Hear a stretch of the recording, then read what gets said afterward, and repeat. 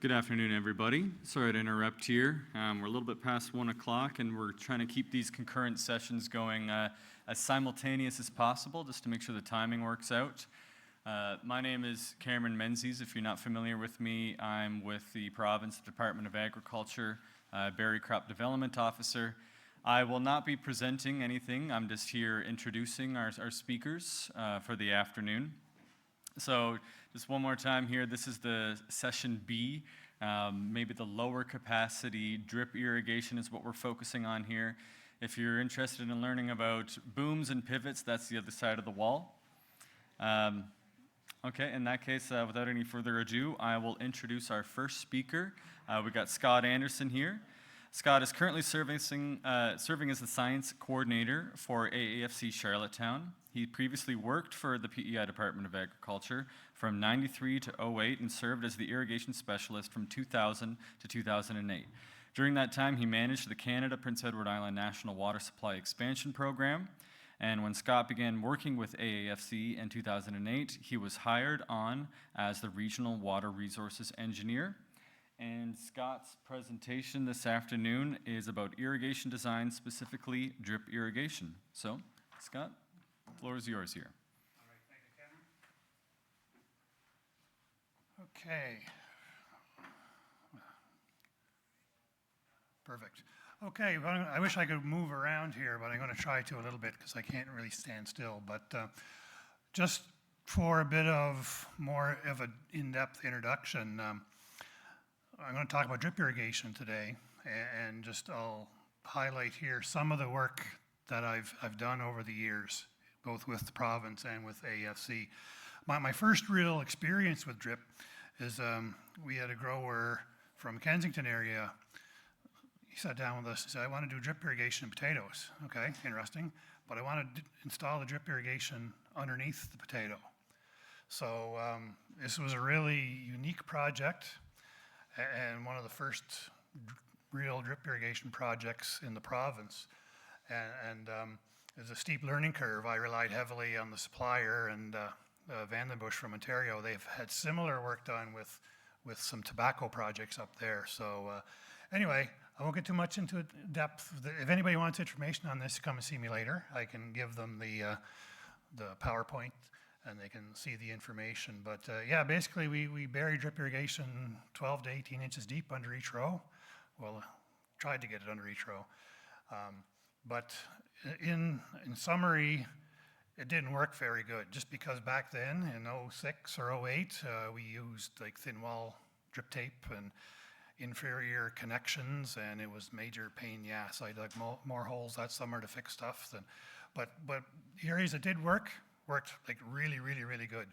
And I know Evan Durdall in the next room there from AAFC Saskatoon, they're doing a big one on potatoes out in Saskatchewan this summer, but they're using more robust materials, so it'll be interesting to see how they do. When I came over to AAFC, it was part of our mandate to promote low flow irrigation and drip irrigation, and we did some trials around the region. What you see here is a trial down east, down Belfast way, some cauliflowers, a small 5-acre cauliflower field, and we monitored soil moisture and evapotranspiration. Basically, we were just trying to figure out what we could do with a small amount of water. And so since then, after I came to AAFC, at our Harrington farm, I don't know if you're familiar with our Harrington farm, but we don't do a lot of irrigation work there, but we do have 2 separate blocks where we have like a modern drip irrigation facility with a well and a 50-gallon per minute well that we do hop yard on the left there and some various potato plots. So that's kind of my experience with drip. I'm pretty comfortable with it, but you know, I'm not a real high-tech guy, but I know the basics, and I guess that's why we're here today, just to go over some of the basic stuff. Again, there's just the shack there at Harrington with our pressure tank and some of our zones.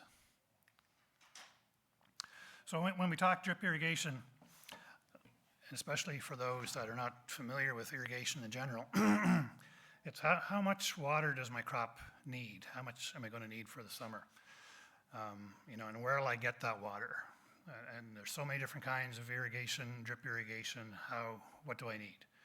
So we're going to talk about some of those very basic principles, talk a bit about pump and pipe selection, and ultimately, when you get to that stage, okay, how am I going to lay out my irrigation system?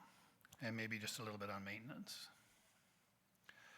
So I'm not going to get this is not going to be a big technical presentation, but just to see that first question is how much does my crop need? There is a formula for that. And what we look at when we determine for any kind of crop, the amount of gallons per plant per day that you'll need is based on this formula. And the big pieces in that is evapotranspiration. S is a factor, I'll talk about it, and then the area of your plant, like your width by the length, and the K factor, crop coefficient. So I'm going to go through each of these. First one is evapotranspiration. What that is, it's a measurement of how much water, like say a per square meter area of like a established grass, a turf grass, how much that'll use. That's how we measure it. There's special weather stations that can measure ET. And on average here for PEI, that measurement for a turf grass is about 6 millimeters per day. So that's how much water gets transpired through the roots, through the plant. And what we do is we use a table to relate that to some different crops. The S factor depends on soil type, rooting depth, tolerance to moisture depletion, and then A, as I mentioned, is the plant area. So that's how we determine gallons per plant per day. So I did this calculation for some of the common stuff that I look around the room and I think of what's common here for PEI. I worked out potatoes, apples, and strawberries. Potatoes, 6 gallons per plant per day. Apples, 9.5 gallons per plant per day, and strawberries, but same as potatoes, 0.6. And there's that curve, and I'm going to talk a little bit about that curve. What happens with a growing crop, I'm going to see if my pointer works here. Okay, yeah. Some crops will use more of a K factor than like a grass crop. I'm familiar with potatoes, and I know when a potato is at its peak maturity, about 70 days after planting, whatever your ET value is, let's say it's 6 millimeters per day, you multiply that by about 1.25, and that's your actual millimeters a day that the crop is using. These values, like potatoes, 0.6 gallons per day, that includes this 1.25. So overall, minimum required, 6,000 to 7,000 gallons per acre, gallons per day per acre. That's what you should plan for when you're kind of planning an irrigation system. So what will be my source of water? There's been a lot of talk about wells this morning, and that's for low flow drip irrigation. That's probably the most common water source you'll have, and it's probably your best because it's generally cleaner water. And one thing to watch out for, because we had one in that picture right there in that little shack there, we dug the well. Of course, it's always a rush job, especially in government, you're doing a project. So we got the well dug, got the system hooked up, and then we just turned it on. But we didn't run the well enough before we started irrigating, and the sand that came out of that well was incredible. Like, we had all our filters in place in the system, and you'd run it for about 10, 15 minutes, everything would be plug solid. So remember, brand new well, there's procedures to go through to get it ready to go. And as I said, generally I still think wells are the preferred source for drip irrigation. A lot of people though still use ponds. I know when I was with the province, we built a lot of small irrigation ponds because we're trying to get around that the moratorium on wells. And they work really well. Gives you a lot of flexibility, but there's kind of side effects that are not really that suitable to drip irrigation, mostly like organic materials and small debris.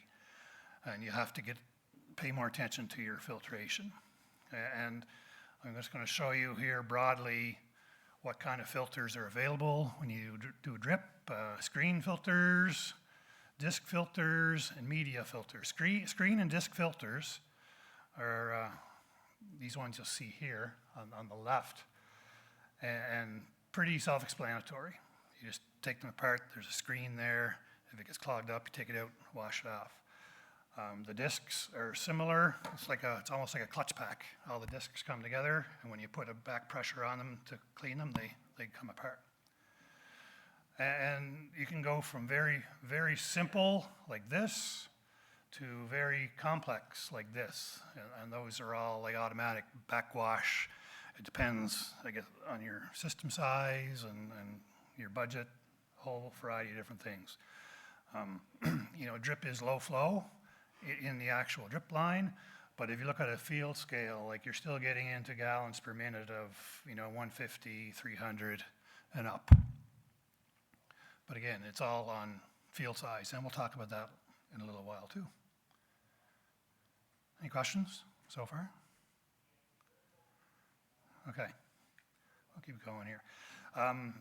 And staying with filtration, you'll see the circle is the orifice on a drip line, and that's the size of your filtration system. Should certainly be less than that because you want to filter out those smaller parts. And a common size for selecting a filter is around 120 mesh. And what happens when a drip emitter clogs up, it's not just one piece gets stuck in it. They tend to clump together. So that's typically how it happens. Like usually, if you size it appropriately, the single pieces will go through, but they are prone to clogging up. So that's one of the maintenance things you're going to have to watch out for. And here's just a flow chart for filter selection. And generally, if you're talking wells here in PEI, you're going to be dealing with, you know, the top section here. Your organic's going to be low. Hopefully, if you flush the sand out, your inorganic's going to be low. So your common manual screen filters and disc filters are fine. The other ones I don't have a picture of is your sand media. If you have a pool at home, typically your pool filter is a sand media filter.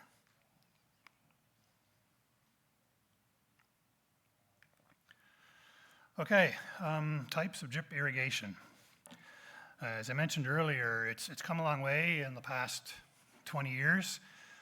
Initially, drip tape was kind of the only game in town, and it was a thin, I don't know if you've seen it before, just flat-walled, thin product, and when you put pressure on it, it expanded to a round tape. And as I found out, it doesn't work very good when you bury it. And generally, it's non-pressure compensating. And what I mean by pressure compensating, every field, you're not going to get a perfectly level field. There's variation in elevation, you know, throughout the field, and one end may be higher or lower. And when you don't have pressure compensating emitters, like for instance, if you had a field kind of like this table here that had sloped up to the end, by the time you got to the end of that run, your drip rate from your farthest away emitter is going to be a lot less than the ones at the front of the field. They're going to be getting a lot more. And similarly, when you have those hips and hollows, you'll get more, and then less, it'll be all over the map. But now, it's pretty common, especially for the drip tubing, that these emitters are pressure compensating. So that's not really an issue anymore. The drip tubing is round, obviously. It's generally more durable. You can get it in a thicker wall, like a 13 or 15 mil, and it can be permanent depending on the crop you're going into. And I've seen different systems if you're into a row crop application, or you can get rollers, like big reels on the back of a small tractor, and you can just hook onto it and roll them up. Like disconnect them first, obviously, but then roll them up and store them for the winter, and then next time, just roll them out again. And again, they're generally pressure compensating. One thing you do see a little bit, again, depending on your application, emitters. You see them in greenhouses, especially, like, I think I have a picture here. Yeah, on the right. They go like in a pot. They have their own application for one single plant. I wouldn't recommend trying to do that on a field of broccoli or anything like that. Drip tubing on the left. There's numerous companies that make this stuff, that sell this stuff, and the literature you get from these distributors are very good. They'll go over, you know, select your different emitter spacing, your thicknesses. It gives you pressure charts and flow rates, so you can really tailor it to your crop. Ideally, in a perfect world, if you had a crop with a 12-inch spacing, you could order a crop or a drip line with 12-inch spacing. But again, it's if you get off and your spacing is off a little bit. Anyway, like I said, it's in a perfect world, you can match them up pretty good. For here, like the stuff we use at Harrington is generally we do it in potato, and we use 13 mil with a 12-inch spacing, because we just find when you turn it on, when it starts to drip, if your drippers are too far away, it just takes a little more time and water to get those two water regimes to come together to close in the row. And I'll show you some pictures here in a bit.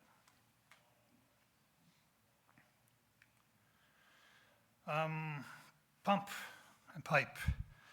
Drip irrigation is low pressure compared to, well, back in the day here, like everybody's seen those big hose reels that were, you know, you're talking about 120 PSI at your point of connection. Those are pretty intense machines.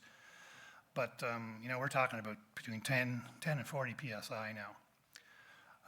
And if you're using a well, you know, a pressure tank in your system really helps. It keeps your pump from cycling on and off all the time.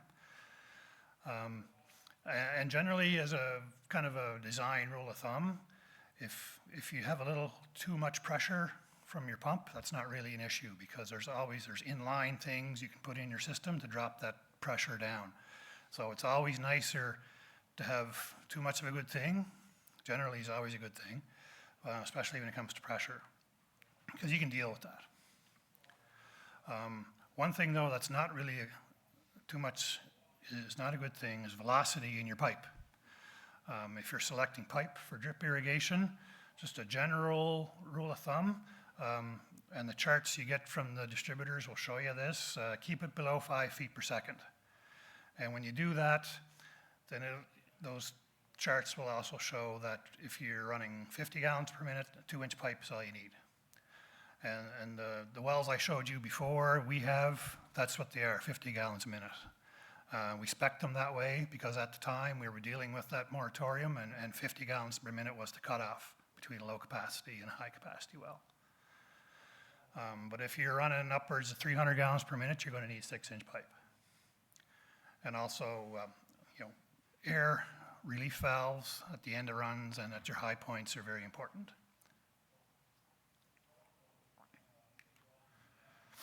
Here is a photo of your your very typical drip irrigation system.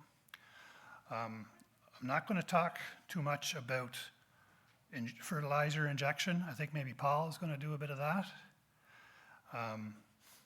The only one I have experience with that is in the first one I showed you with the potato irrigation. And if you ask me, that's one area where we could really be further enhancing the benefits of irrigation, is with fertigation. But same as anything else, we're going to have to do that right. How a drip system does work though, is because it's low flow and generally you have a low flow rate, you're going to have to utilize different zones, because generally you're not going to be able to irrigate the whole field all at once. And I'll show you how you determine that in a few minutes.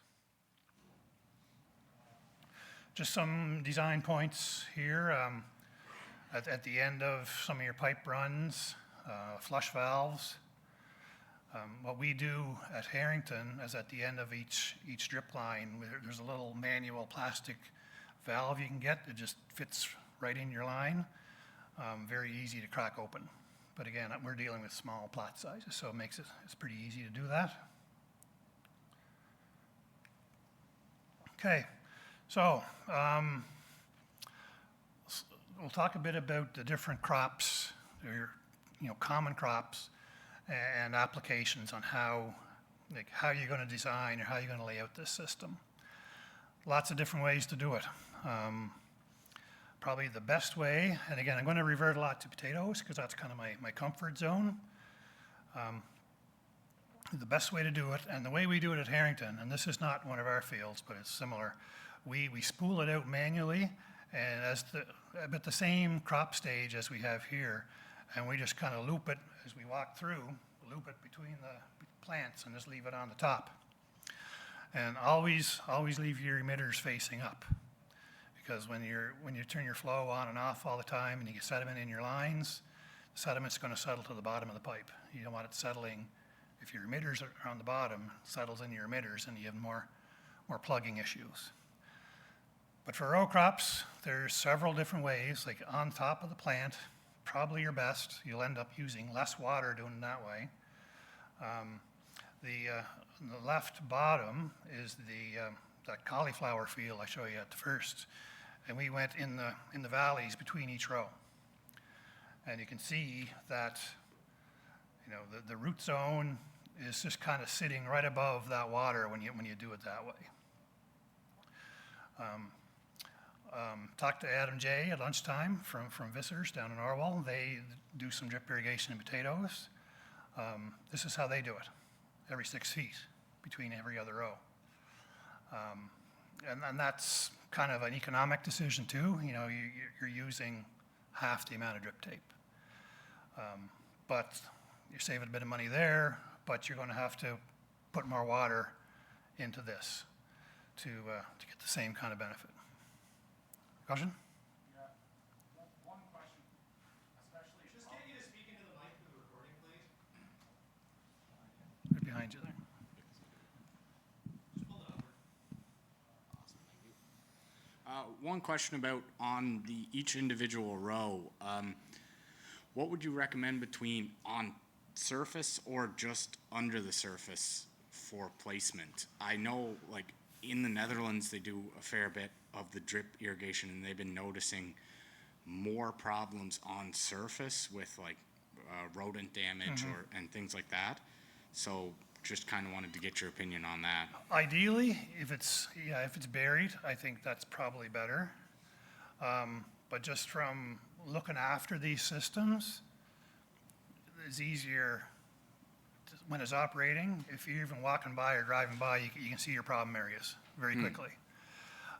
One interesting thing we did have happen with our potatoes, like this, we were finding leaks, and we'd pull the tape up, cut out the section, and take a look at it. Perfectly round holes. One of our technicians thought somebody was sabotaging our plots and coming in with a small drill bit and going like this, but it wasn't. It was wireworms. Wireworms will eat perfect little round holes in drip tape. But again, if it was buried, you wouldn't pick that up as quickly. That's the only thing, just from looking after these systems. That's kind of trumps, in my mind, maybe a little bit extra benefit of having them buried, but it's up to the individual. I heard a lot of crow damage from them. That's just something I've heard in the past. Okay, maybe so. I haven't seen that. But yeah, it's possible. And plus, you probably get some benefits to the UV protection if you're buried a little bit, but in a full potato canopy, it wouldn't maybe be the big thing. One other thing I'll mention, you'll see here on this side, the kind of the depth or the distance between the emitters, and like I mentioned before, that has to work to kind of fill in those spaces to get a good even application of water. So that's something to consider too. You could go like 8-inch spacing or 14-inch spacing, but kind of goes back to your soil type as well. Like here at Harrington, kind of a sandy soil, so if the closer the spacing, we get that filling in process happening quicker. Like it doesn't really match the potato spacing, but we just find it easier, or it does a better job of the wetting pattern. We'll talk a bit about some other crops, some tree crops, like apples, for instance.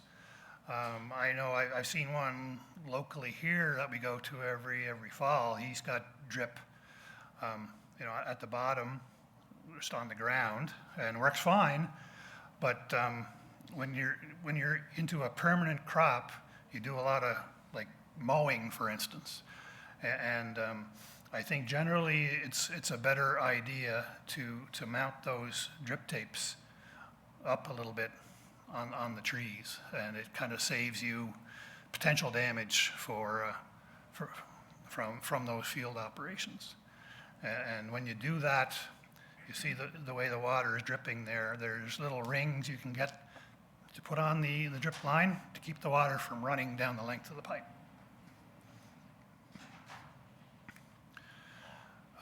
Strawberries, generally it's like a smaller acreage. Here I would definitely put those on top of the rows. But again, it depends on the farm and the farmer's preference. So what I'm going to do now, I'm getting handy at the end here, is quick sample design on how we come up with kind of the layout of the field and the operation time.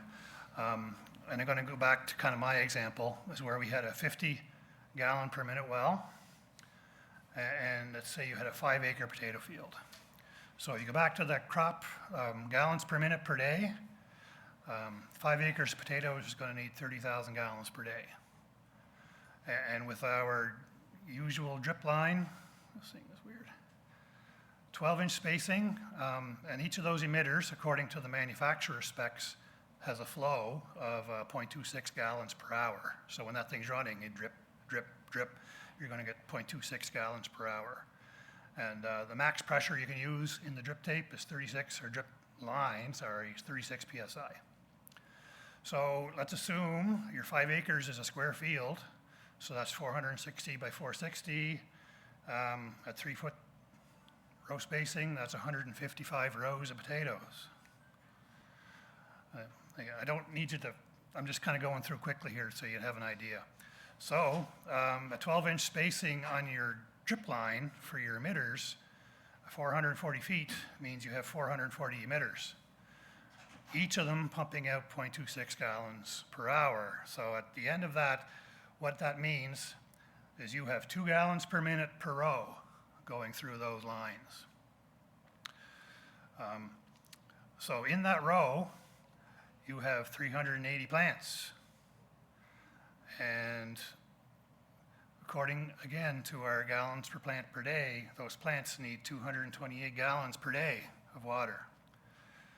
So you just do the quick math, and if you run that line, 2 gallons per minute, divide by, or 228 divided by 2 is 117 minutes to irrigate that one row of potatoes. So about 2 hours. But remember, we have a well there that's rated at 50 gallons per minute. So basically, that well has the capacity to do 25 rows at once, and that's its capacity. So if you have more than that, if you have more than 25 rows, which we do, you're going to need another zone. So ultimately, we have 155 rows, so that's going to require, we need 6 different rows, or 6 different zones, sorry. And the run time for each zone is 2 hours. So at the end of the day, if you're going to do it, I'm going to say this. Yeah, each 6 zones, run time 2 hours for each zone for a total of 12 hours irrigation time. Yeah, that's to fulfill the need for that growing crop for one day. So you're at 5 acres, you're irrigating 12 hours a day, and if you don't get any rain, you're doing that for the week.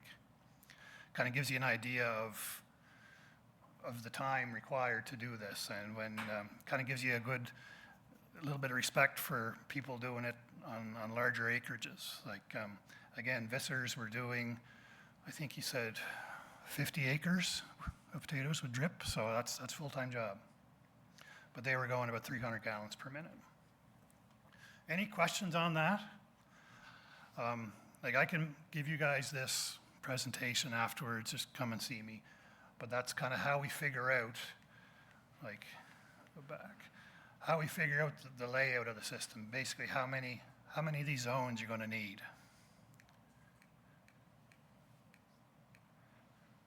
And the zones depends on the farm, depends on the farming type.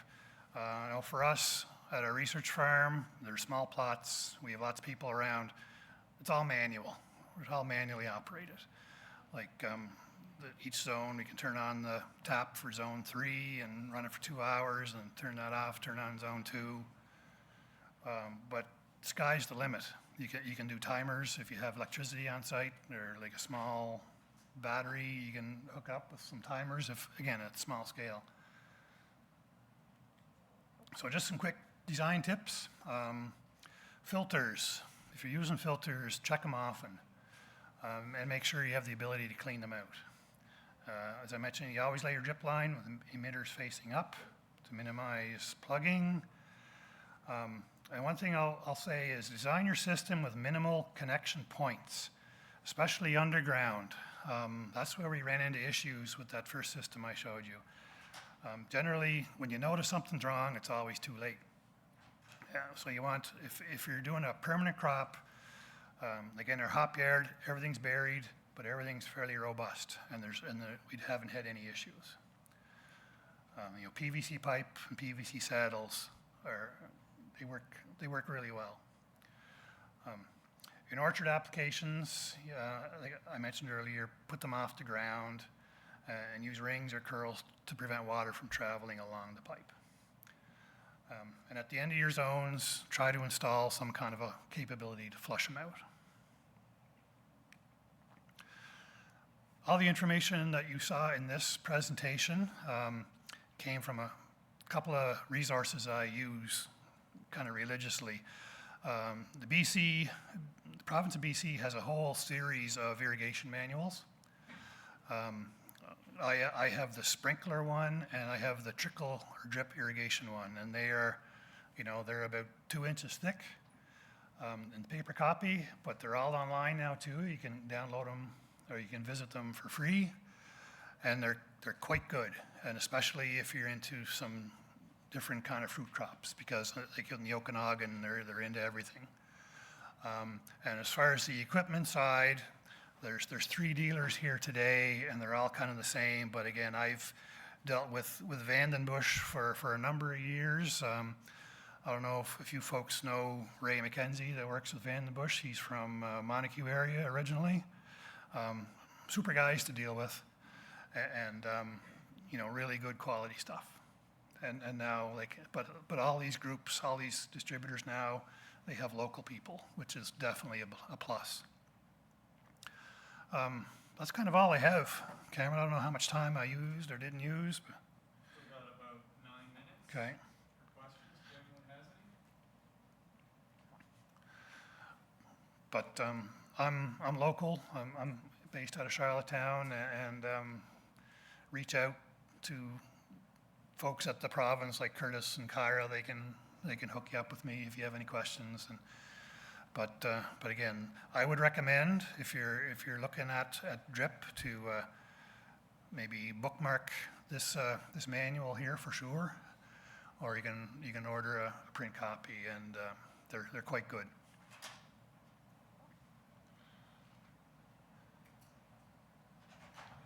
No, it's easy. Cool. Don't go anywhere. Thank you. Appreciate that. A little gift bag. All right. Unfortunately, we don't Thanks, have Cameron. one for everybody. I'm sorry. Okay. No problem. Thank you. All right, thanks, Scott. Okay.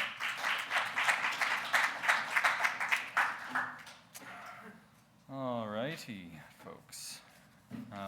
We're a bit ahead of schedule, so Paul, there's no rush for you, but do you have a presentation loaded up or anything like that, or? Yep. Okay, we got it back there. All right, so we have one more speaker this afternoon here, folks.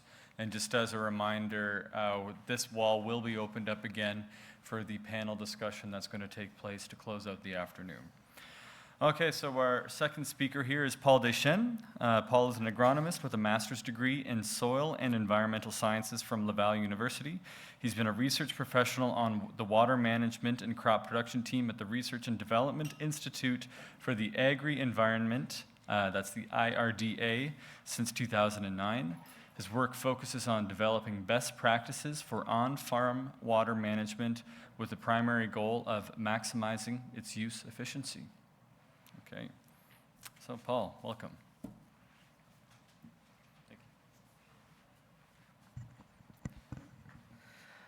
Hi, everybody. So, first of all, as you can all hear, I'm from Quebec.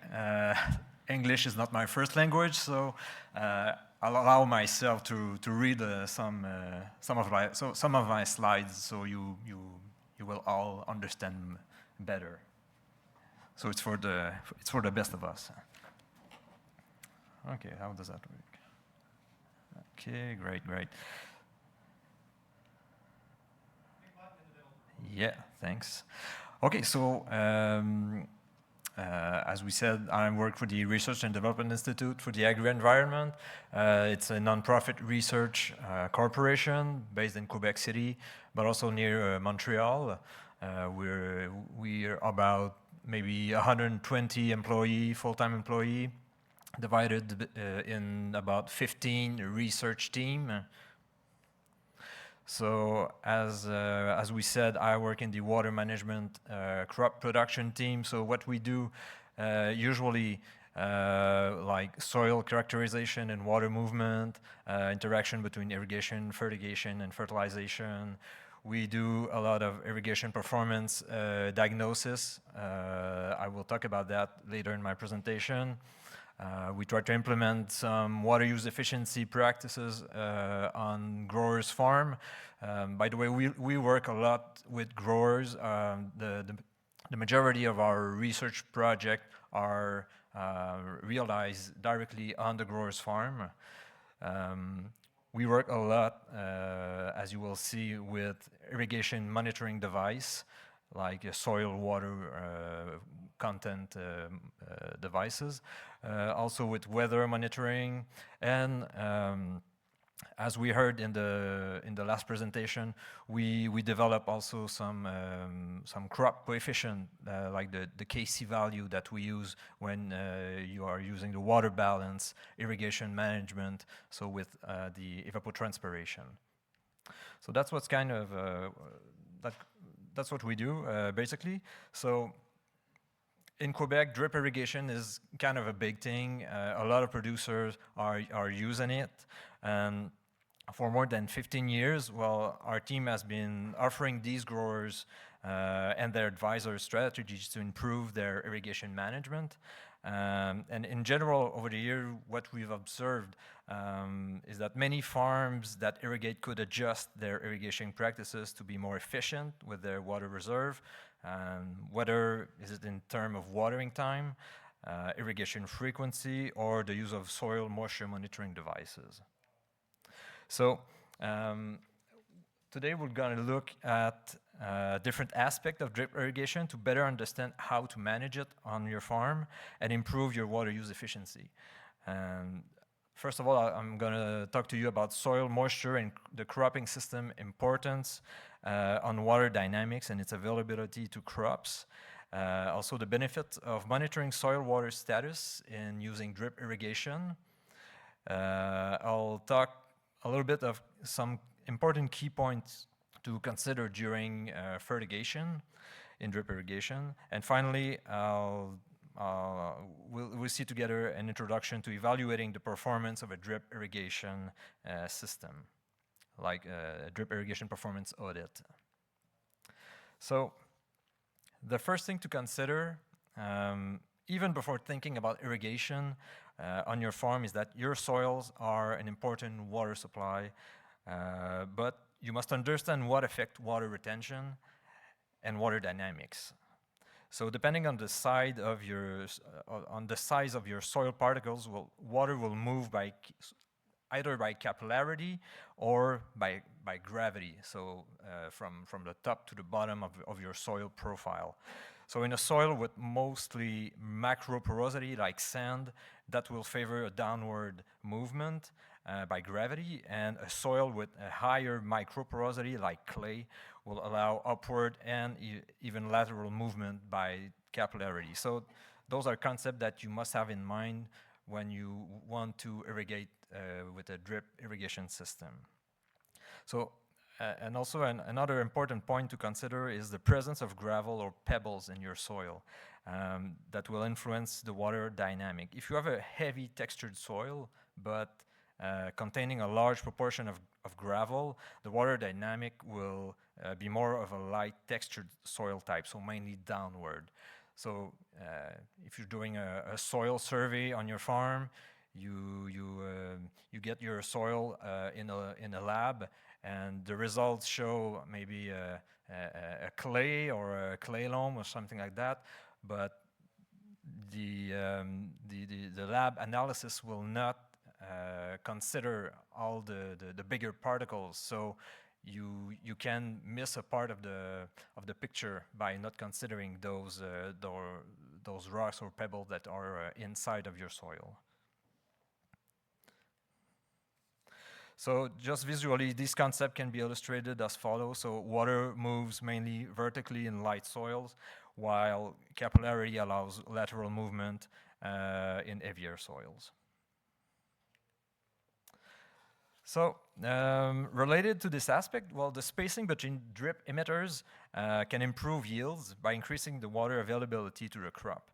So this diagram shows two drip lines, one with emitters spaced at 20 centimeter apart, and the other one with a 30 centimeter apart, so 8 inches or 12 inches.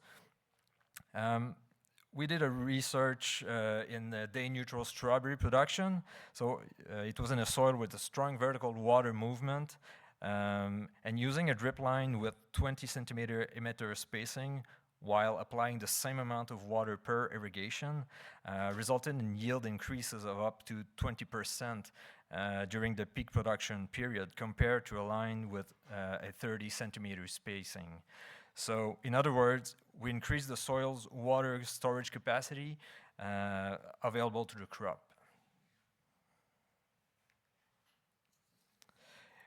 Here's another example related to the impact of the soil texture, but this time we change the placement and the number of drip line in the production system. So again, in a well-drained soil for day-neutral strawberry production, using a single drip line in the center of the bed was not sufficient to water the entire soil profile and caused the gradual drying of the soil. So the gradual drying was observed in the two yellow zone of the bed. So the shoulders of the bed, and in comparison, using two drip lines installed on the sides of the bed maintain favorable soil moisture, as we can see on this little graph over here. Soil moisture to the crops, so throughout the season. Of course, using two drip lines instead of one, you can easily understand that it will be more costly to do so. So it's to take in consideration. The cropping systems also have a major impact on water movement and on the installation of soil moisture monitoring devices that I will talk to you in the next slide. So what I'm talking about cropping system, it's the soil geometry, the composition of the soil, like the texture or the structure also, the organic matter, and also the physiology of the crop will have an influence over the water dynamic, but this only concerns water that comes like overhead irrigation or the rain, not the drip irrigation. So for example, here we can see we have 4 crops with very different cropping systems, each having its own effect. So soil moisture probes are very useful in irrigation management by determining irrigation triggering point, helping on irrigation scheduling, validating watering time, evaluating water input efficiency, both for rain and irrigation. So to take full advantage of those tools, you need to understand how they work and to be able to understand the data that you get from them. So, however, it takes practice, trial and errors to become familiar with these devices. So my goal here is to show you their potential to improve your irrigation management using drip irrigation.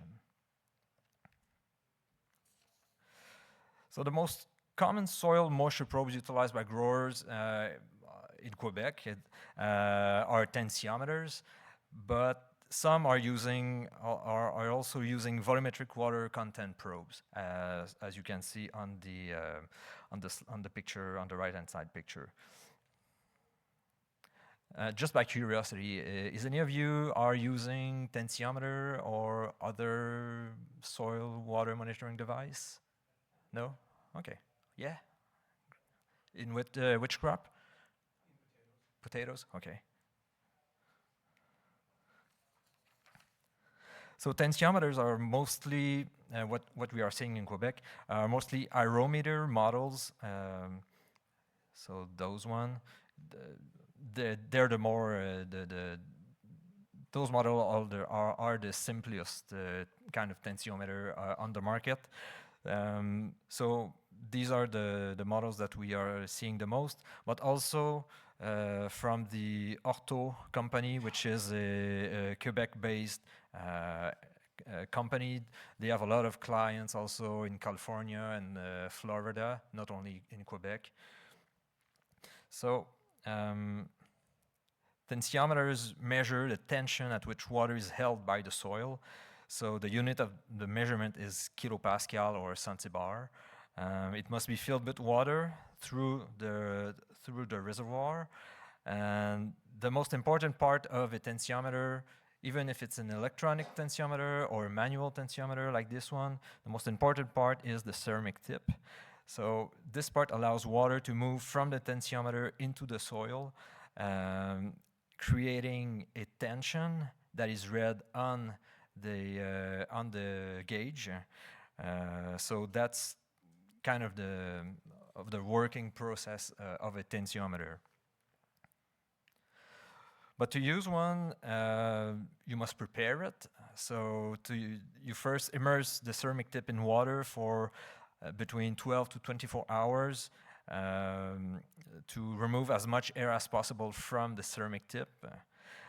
When filling it with water, an algicide solution can be utilized to prevent the alga growth, and also a pump with a gauge can be used to verify the readings on the tensiometer. Those pumps only work with the irometer models. So this practice can be done at the start of each season to assure you that the data from the tensiometers are still accurate. And for electronic tensiometers with a data acquisition system, sometimes programming will be required, depending on the model. So when using tensiometer or any other soil moisture probe, a daily monitoring should ideally be done at the same time each morning if you are not equipped with any automatic data acquisition system. So it's important to validate the measurement to ensure accuracy, checking for issues such as hair bubbles, discharge devices, displacement, or any breakage inside of your tensiometer. And if necessary, reposition the tensiometer considering root depth, weed presence, and potential disease inside of your field, because you want to have a measure in a representative zone of your crop. So finally, you need to record the readings in a logbook or use a data acquisition system for proper tracking afterward. When using soil moisture probes like tensiometer, the field installation is crucial. You need to install your probes in representative locations inside of your field and try to avoid all of those points listed. Like if you have a flat field, don't go install it near a little slope that you have. For example, avoid any weeds, patches. Avoid also tractor wheel tracks, non-representative plant density. And as an example, this tensiometer here would not be installed at a proper place because of the plant density that does not represent the field. Avoid also any proximity with trees that would be present near your field, or any non-representative soil texture. So you must consider all of those points to identify the kind of perfect place where to install those to have a better understanding of your water dynamics inside of your field.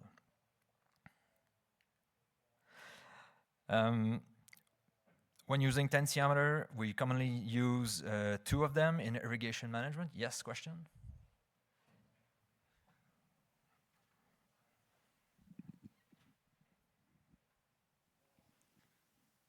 Just going back to like how many moisture monitors you would use per field, is there like sort of a sweet spot that you want to get to? Like especially, I know it would vary a lot on like level and height of the field and slope and things like that, and also in drip irrigation, like how many sections you would be turning on and off.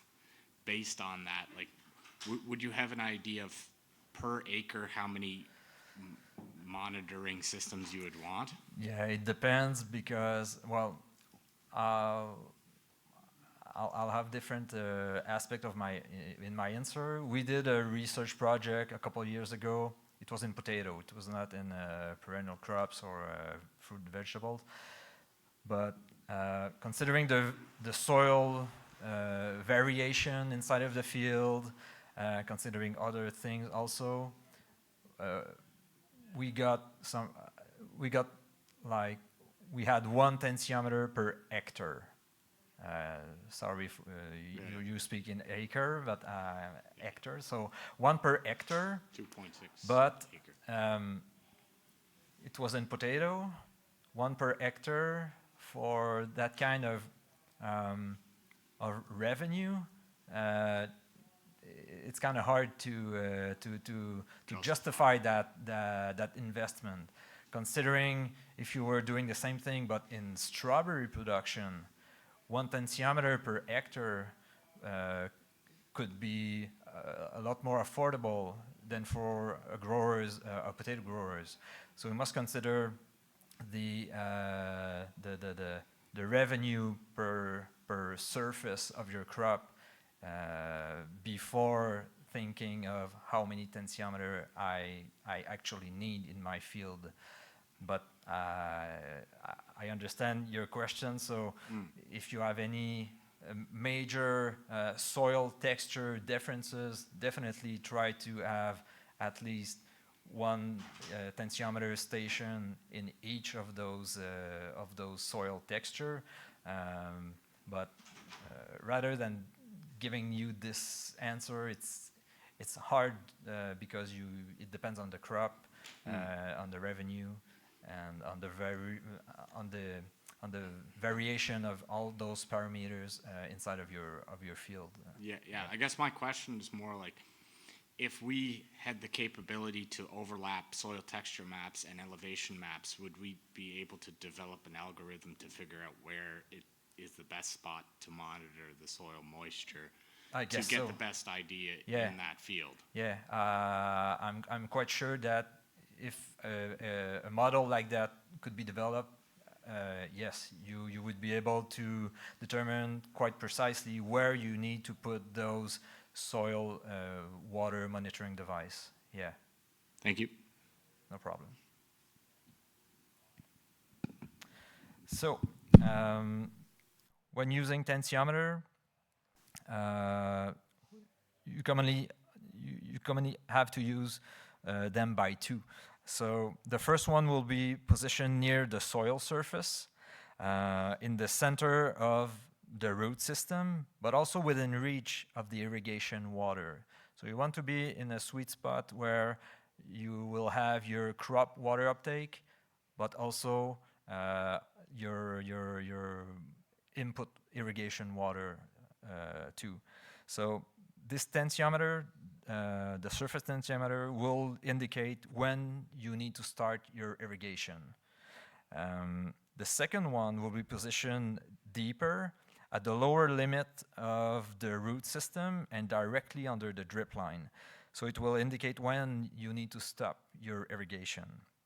When I mentioned the lower limit of the root system, it should not be understood as finding the deepest root in your soil, but rather the lower part of the densest zone of your root system.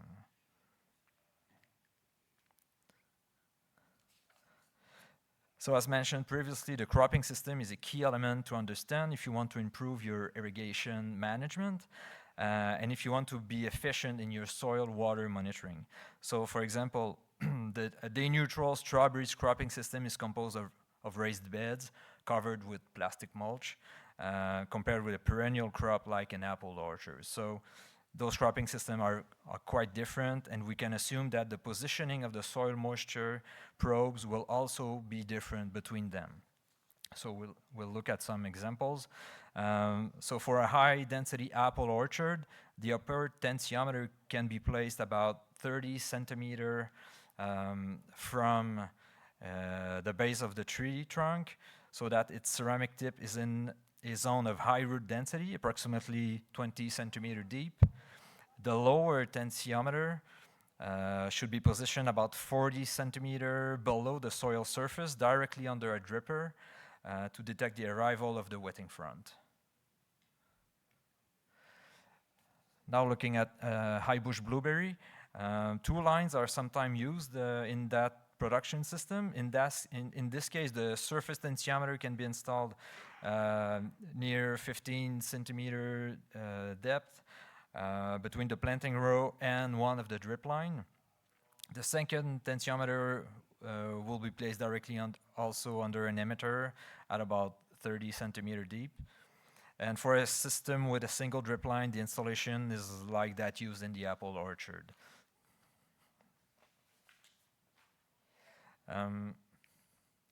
Now for day-neutral strawberries, a common installation depth for the upper tensiometer would be around 15 centimeter, and the tensiometer would be positioned next to a plant between the drip line and the plantation row. And the second one would be positioned deeper, again, at the maximum rooting depth, around 30 centimeter, directly under the drip line. So what's important to remember here, regardless of the type of your cropping system, is to check the location of your roots in your soil.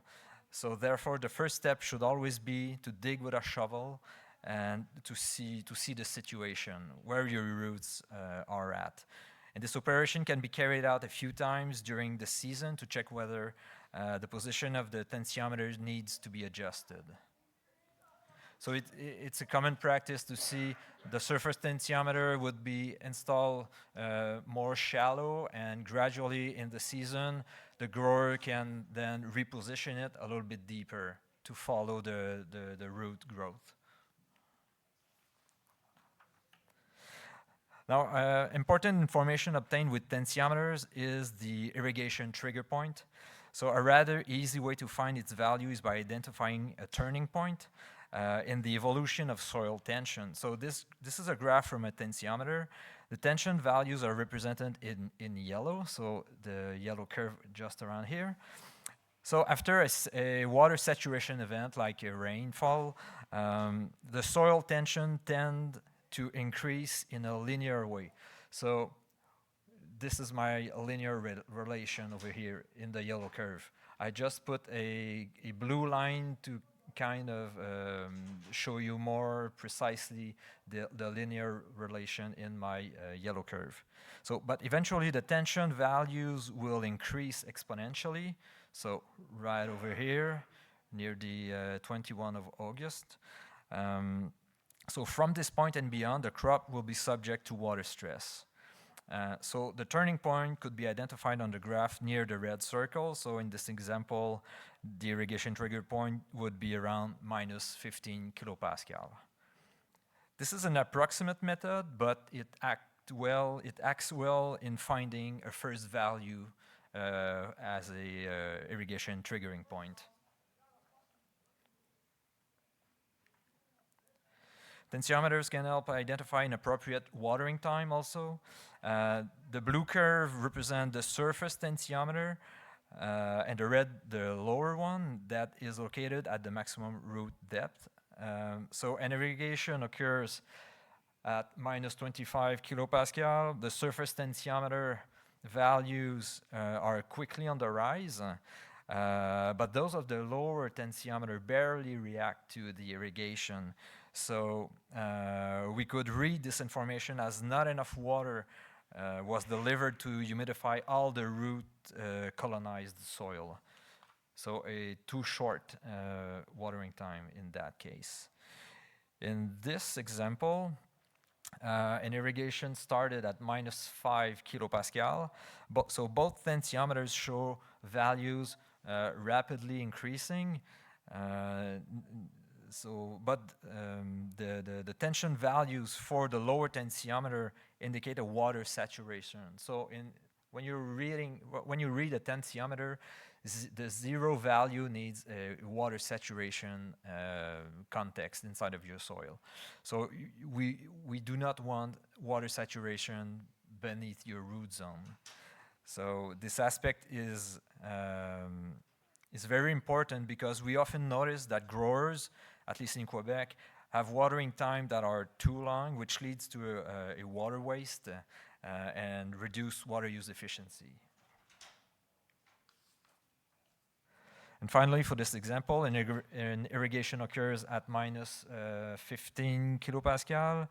So the same variation in tension value observed. We see a progressive variation in with the deep tensiometer that does not lead to water saturation and is enough to humidify all the root colonized soil. So finding the right irrigation duration can be achieved by trial and error with the use of tensiometers. How am I doing with the time? Oh, okay. Okay, nice. So water content probes are more diverse. We use, in our case, in our research project, we use mostly Campbell scientific model. Onset also produce some different models, and the Meter Group company also have quite some variety of soil water content probes. So these probes measure a volume of water per volume of soil, usually expressed in cubic centimeter of water per cubic centimeter of soil. And the measurement represents an average soil moisture value along the length of the probe. So if you have a 30 centimeter long rods with your probe, the value will be represented on that 30 centimeter long length. Sorry. So this probe can be positioned vertically, horizontally, or at any angle to cover the desired soil depth. This probe can be completely buried. Unlike tensiometers, they do not require water, do not discharge, and do not freeze. Depending on the type of installation, these probes can remain in the field season after season. However, they require a data acquisition system. And also, depending on the model, some programming knowledge, so which may explain their lower adoption among producers in Quebec. Well, do you see a lot of producers use No, we do not. I never seen some producer do that. Do you have some over here? Yeah. Okay. So another interesting data that we can get from soil moisture data, from volumetric soil water content probe, is the crop water uptake.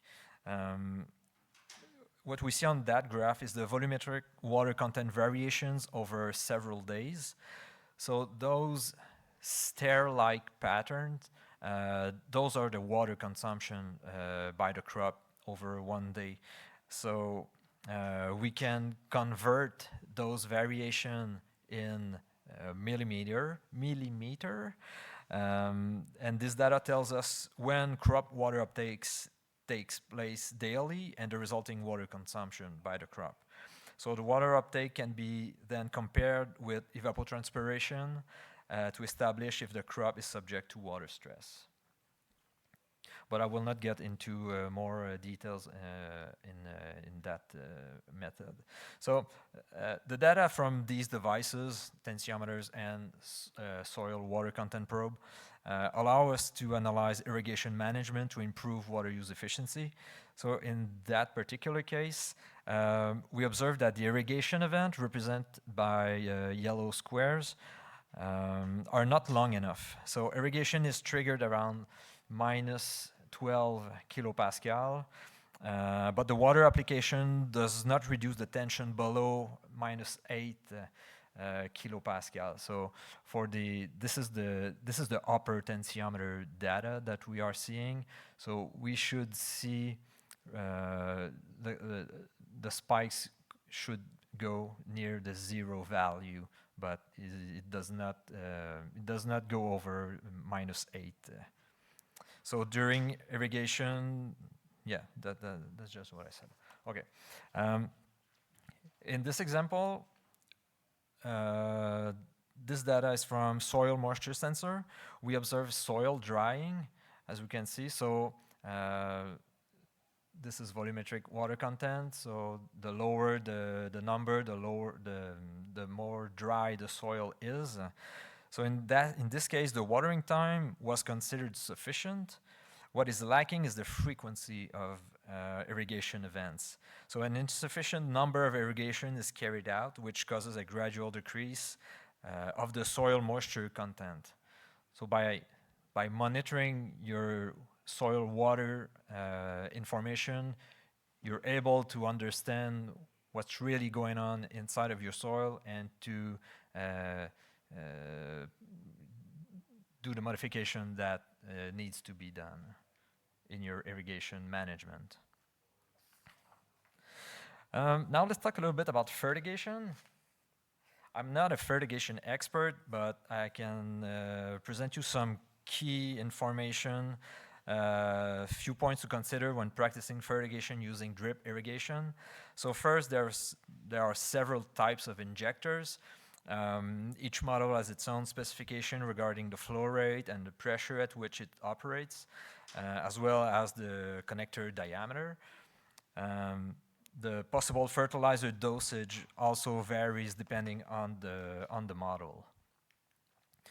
To use injectors properly, it's helpful to know the internal volume of the irrigation pipes to adjust the duration of fertigation events and ensure that the fertilizer has been applied across the entire irrigated area. So depending on the type of fertilizer used, it may be advantageous to position the injector upstream of the filter to prevent emitter clogging. I had experiences with a organic grower who wanted to do fertigation, and it was not a kind of liquid, it was more like of a sludge that he was pumping inside his system. So he definitely needed to put the injector before the filter because we had some major clogging issue. Flushing the irrigation system with water without fertilizer after the fertigation event can reduce any biofilm formation inside the pipes, thereby lowering the risk of clogging. It's important to be aware of the following aspect when practicing fertigation. Soil moisture status is crucial for the effectiveness of fertilizer application, as well as for environmental consideration. If fertigation events are scheduled, for example, once a week, for several consecutive weeks, rainfall is likely to occur. So if the soil is very wet or wet in, if the soil is wet, nutrients will leach through the soil profile and will not be utilized by the crop, while also contaminating groundwater or surface water. So you need to, monitoring your soil water content will help you on this particular situation. If mixtures of different fertilizer are used, you obviously need to check their compatibility to avoid precipitate formation that could clog the irrigation system. The time required to fill the irrigation system must also be considered because water takes time to fill all pipes across the irrigated area.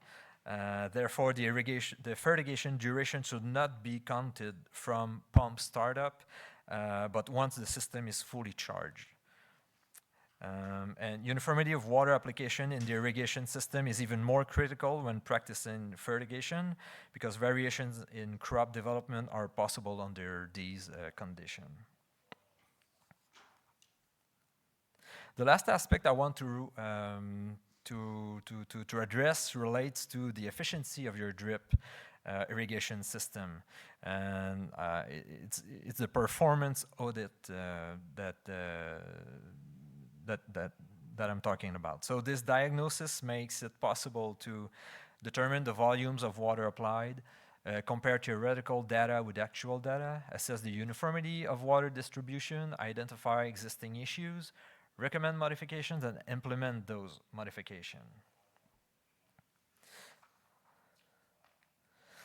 So, when doing performance audit, you measure uniformity distribution coefficient, so DU for uniformity distribution.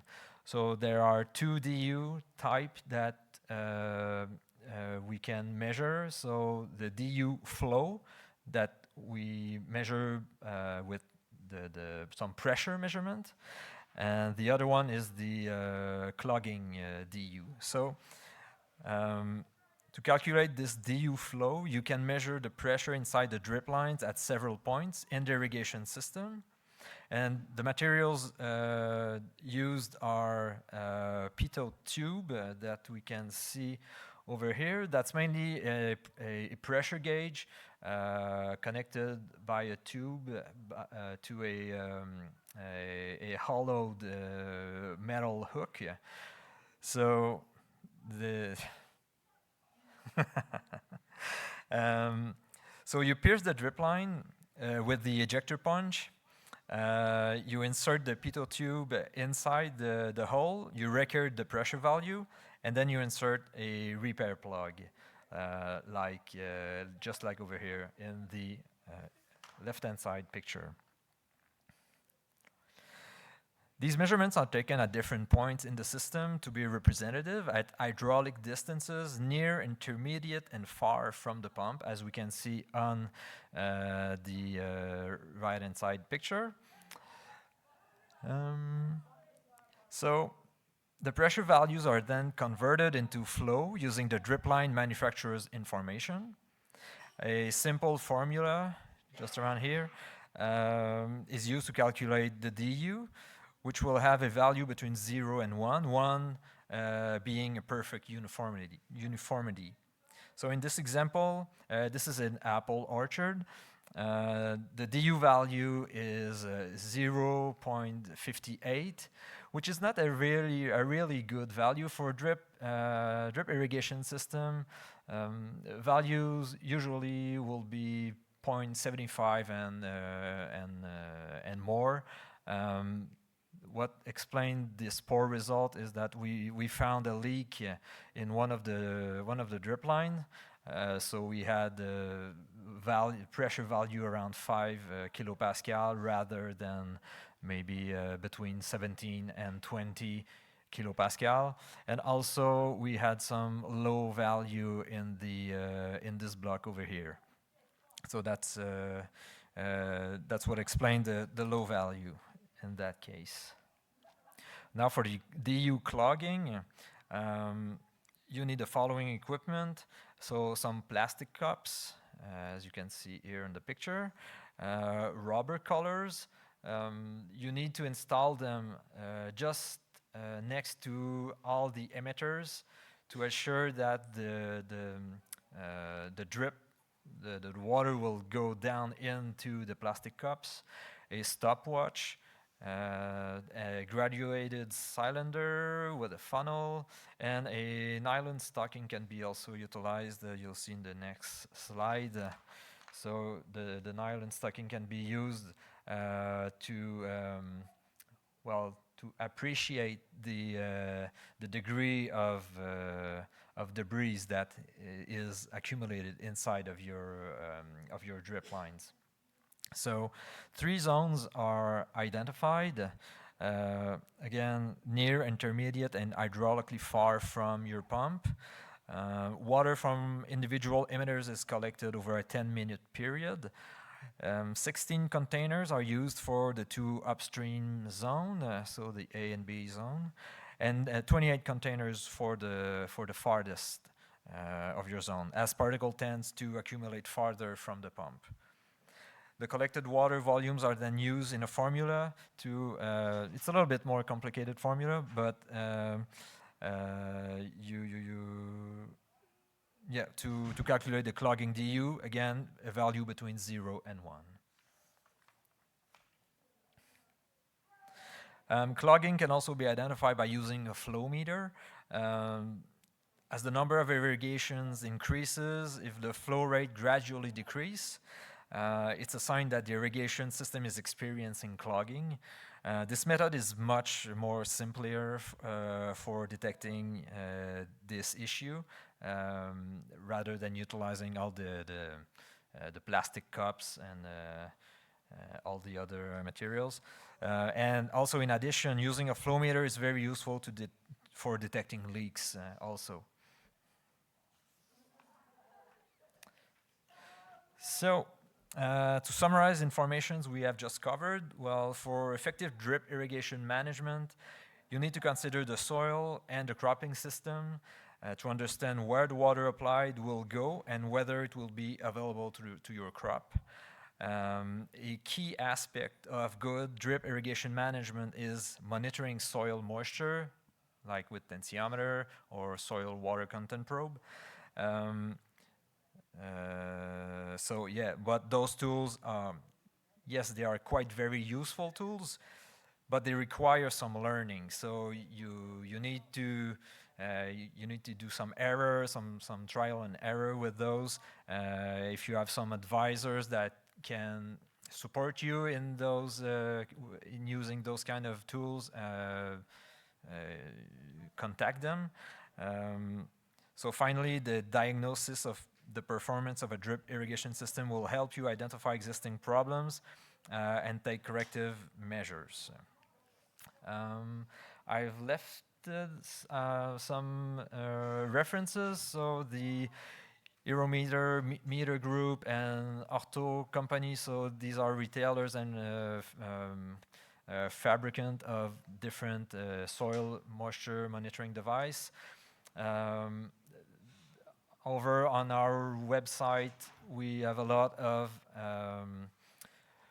research document that treats of irrigation, and our team wrote a textbook on irrigation management, but unfortunately it's a French language document, so if you have some French-speaking friend, go ahead and speak with them, and other references used around my presentation. So I left you my contact, so feel free to reach out for any question, and if there are some right now, I can try to answer them the best of my capacity, English capacity. Thank you. Any question? Oh yeah, okay. Thank you very much. That was wonderful. Sorry, my voice is going today. When you mentioned using a flow meter to calculate the DU, Yeah. so when we're doing our calibrations of sprayers and we're using a flow meter, we usually find the farther we get away from the pump, the lower Yeah. the calculation. Is there a design that you would use for the number of testing for flow meters or a percentage in the difference? Well, we have other protocols for overhead irrigation also. That could be of use to you, but it does not require the flow meter.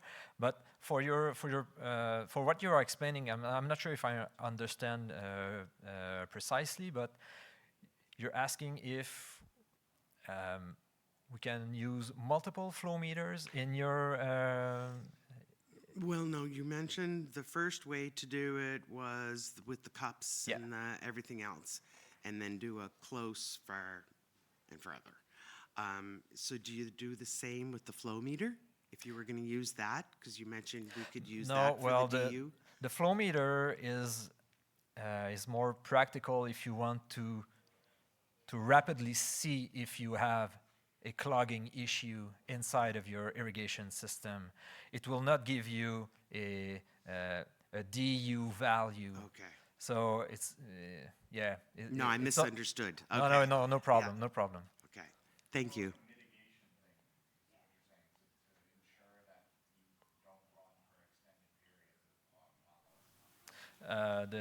With the flow meter. Yeah. Well, you as on this slide, as the season progresses, you will see if you have a clogging issue because your flow per dripper value will progressively decrease. And if you have that kind of pattern with your flow meter data, it should ring a bell in your head. So you must have a clogging problem in that case. But you will not have a precise value of uniformity distribution of your clogging problem. It's just you have a problem or you don't have a problem when using your flow meter. Yeah. I'm not sure if I understood quite your comment, but if you need to, we can discuss it. Yeah, one-on-one. Any other question? Yes, behind. So you talked about using tensiometers and sensors for soil moisture testing, and it looked to me like tensiometers were a lot more work than using the sensors. Is there an advantage or disadvantage to using the tensiometers, or is the quality of the data better? Or the biggest quality that they have is you can use them without any programming or any electronic stuff around it. So you have a tensiometer, a plastic tensiometer, you fill it with water, you prep it adequately, you put it in your soil, it's good to go.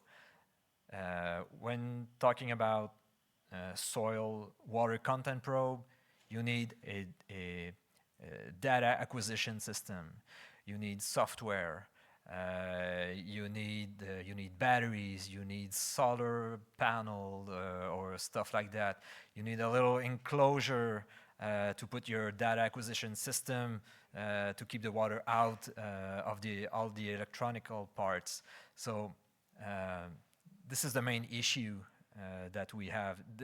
There are some really good products that exist on the market with soil volumetric water content probe. But you must be able to understand all the kind of programming stuff if you don't have any support from an advisor or from the retailer. So I think in Quebec that's the main issue that growers have with those kind of product, and they don't give the same data. So the tensiometer, it will tells you when your crop needs watering, rather than using a soil water content probe. It gives you the volume of water inside of your soil.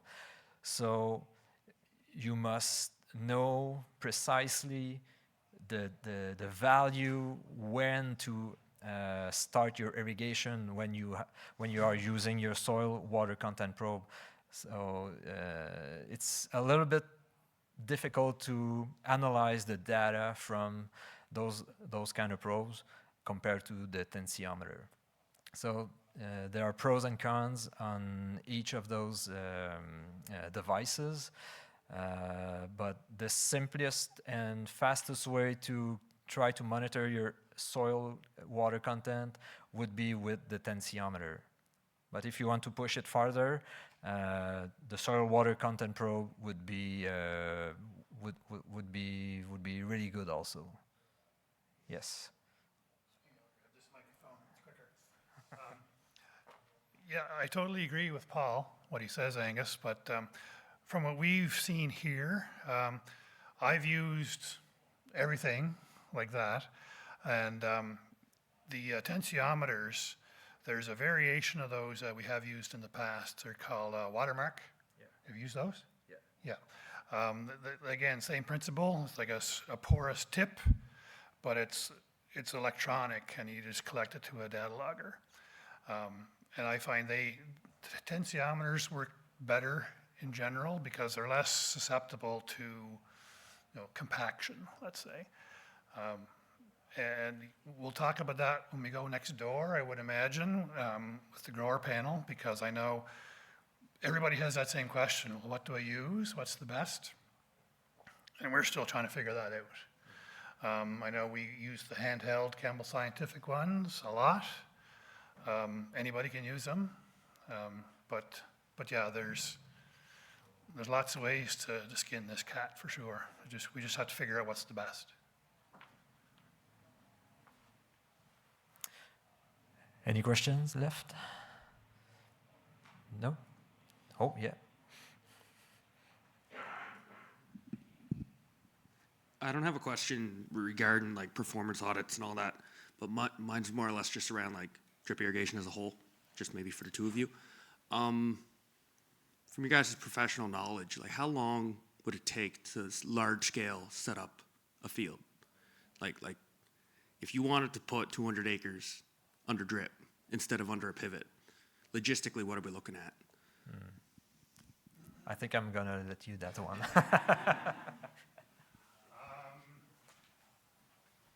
Water source. What's going to be your water source? That's your limiting factor. Like a big well. Big well? Yeah. If you can get a big well, it's a 10-acre system, and its setup is similar to a 200-acre drip system. It's just piping and zones. Yeah. The big thing, what kind of crop? Potatoes. Potatoes. See, you grow potatoes once every 3 years, right? Whereas if you have high-density apple orchard, it's there, it's permanent. The big thing, and if you go on like YouTube, you can look like over in the UK, I know they do a lot of potato drip irrigation. It's how to manage, how do you overwinter the system? How do you retrieve your drip tape? That's the piece that nobody's ever really figured out here. We're not California or Florida, but like just for example, our hop yard, it's not that long of, the rows are about 200 feet. We just disconnect it where it goes into the ground, and we spool them up, and we store them in the warehouse for the winter, and then in the spring we come out, just lay them out again, hook them up, and away we go. Similar for potatoes. It's just how you deal with the drip tape. It's going to be your biggest, like as far as designing a system, setting out the system, it's pretty straightforward. I was gonna say easy, but it's not easy, it's straightforward. It's just it's just how you deal with that drip tape when you're not using it. So there's no mechanized way to do it? There's efficiently? tons, yeah, Okay. yeah. Again, nothing really local. I'm not sure in Quebec, is there equipment places who deal with like drip tape retrieval and? It's much more, the growers build their own thing. You said in your presentation, kind of a big roll that Yeah. behind the tractor and. Yeah, when we did the one in Spring Valley and potatoes, the contractor built his own. He copied systems from elsewhere. There's a firm in California, I think their name is Andros Engineering. That's their thing. If you go online, they get all kinds of equipment and like spools and pullers and retrievers, you name it. So there is stuff out there, but just, we don't do enough drip irrigation around here to have people locally. And talk to the guys at Van Bush too. They may have a bit of experience in that. I think they have their own retrieval schools and stuff, in Bush, Yeah. and landing schools. So yeah, it'd be cool to see. Like I know Adam fairly well from Vissers and they do, I think they had 50 or 60 acres in last year. How many workers would it, like, I don't know. Is it Don't physical know. labor? I don't know. They go every row, or do they go every second? They went every second row, every 6 feet. And did it fully irrigate? It'll do the job. It'll do the job. Like it'll move 6 feet. All you have to do is move it over to the root zone, right, of that row beside it. And the one 6 feet away will do the same. Yeah, yeah. It doesn't go the full 3 feet, but you don't need to go 3 feet. You need to go 1.5 feet. I'm Yeah. interested in trying it in carrots. Okay, same idea, Yeah. yeah. It will travel that far. Yeah, it's highly dependent on your soil type, but, our soil types don't vary that much here. With clay soils, that's where it really works, it'll spread and spread and spread. I was surprised when we did the Spring Valley project, you talked capillary action, like the way moisture, when water drains, it drains down, but, soil particles will kind of absorb and the water moves up through this, so it surprised me how much we could do that here with drip irrigation.